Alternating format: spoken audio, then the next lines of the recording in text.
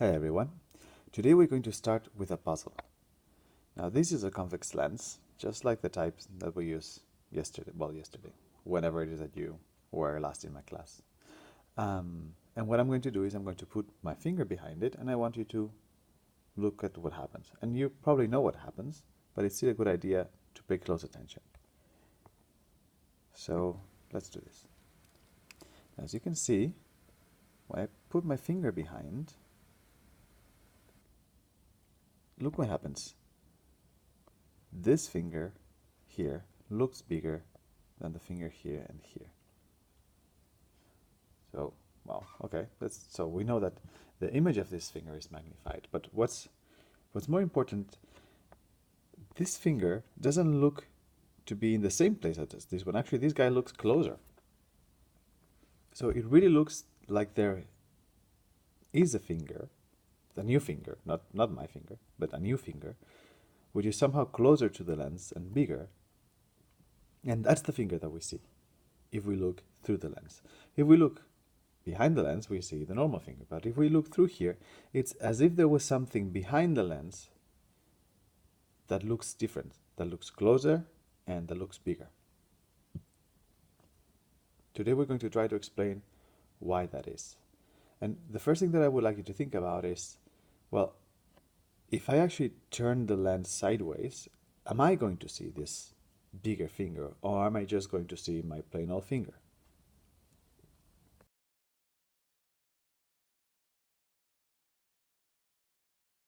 So now we would like to make this a little bit more systematic, and we do this as always.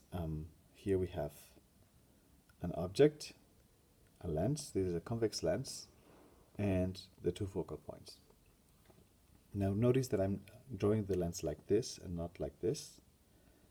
And this is a general convention, because remember that we say that those lenses, we assume that they're infinitely thin. This doesn't show infinite thinness because it has a width. So this is a much better representation of what we think a convex lens really does. Anyway, so I want to know the image of this point, so I do what I always do. First ray comes parallel, goes to the focal point. Second ray goes to the middle, keeps going straight, and I'm not even going to bother with the third ray because with two I have enough to make one image. So first ray comes parallel, goes to the focal point. Second one goes to the middle, keeps going. Oh, and now we see a problem because these two guys will never meet. So does this mean that there is no image? Remember that the image is the place where the rays meet. It's the place where the rays meet because if we see them meet at one point, then light seems to be coming from them. Well, obviously they will never meet here, but I could imagine if I'm looking at things from this side, to me it looks like this ray is not coming from here, but it's coming from somewhere over there. So I can just make this guy longer, and I'm going to do it with a dashed line because it's really not coming from there, but it looks like it, right? It looks like it.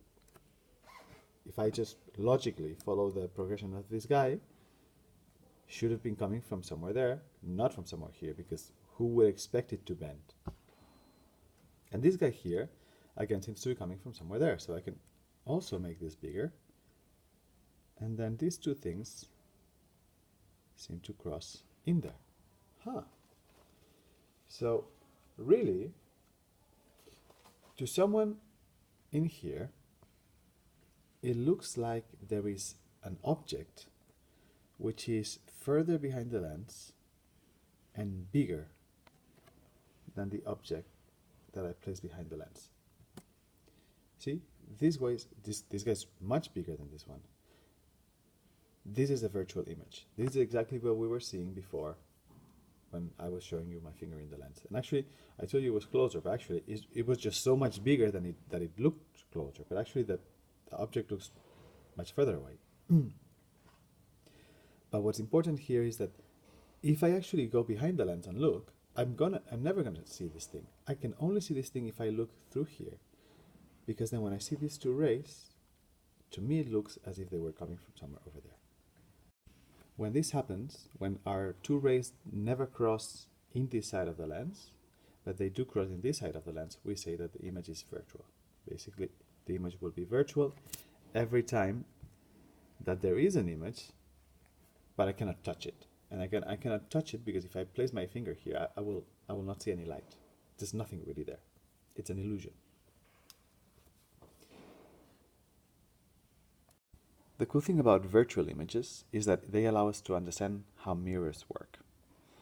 Now, you all know that in a mirror, it looks as if there was an image that's located behind the mirror. But of course, if you look behind the mirror, there's absolutely nothing in there. This is another example of a virtual image. It's an image that you can see as if it was coming from somewhere behind the mirror, but really there is nothing behind the mirror. This, if you put your finger behind the mirror, you will not touch any light. So we're talking again about a virtual image. Now, mirrors work very similar to lenses in the sense that if we want to find out where the image of a point is, all we do is we just draw rays. So for example, here I have this little star, and this little star gives us rays in every single direction.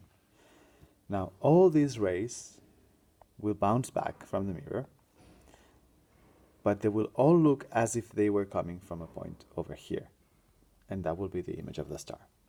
Now, because they will all look as if they were coming from this point here, I'm just going to bother drawing two, because that's all I need to see where they cross.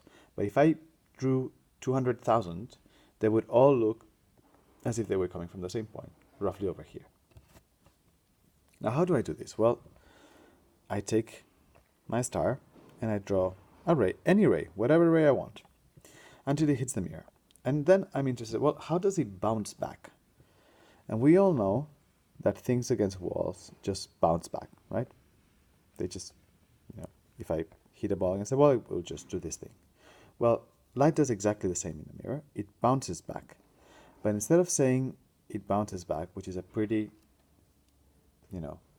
not very precise way of calling things, what we say is that the angle of incidence, because remember, this is an angle of incidence, because incidence just means just coming in. So the angle of incidence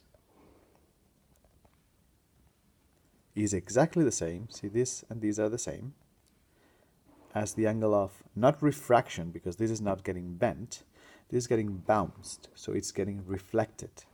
So the angle of incidence is the same as the angle of reflection.